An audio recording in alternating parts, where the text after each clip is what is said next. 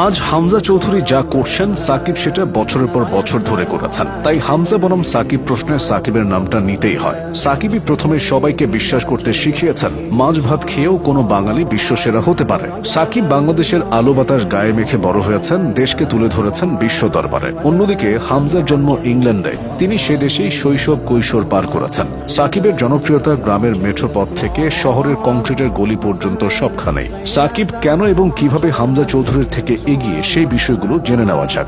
বছরের পর বছর ধরে বৈশ্বিক ক্রীড়াঙ্গনে সাকিবের যে পরিচিতি তৈরি হয়েছে সেটা 1 বা 2 বছরে অন্য কেউ দখল করতে পারবে না। 2019 সালের ক্রিকেট বিশ্বকাপের আগের কথা।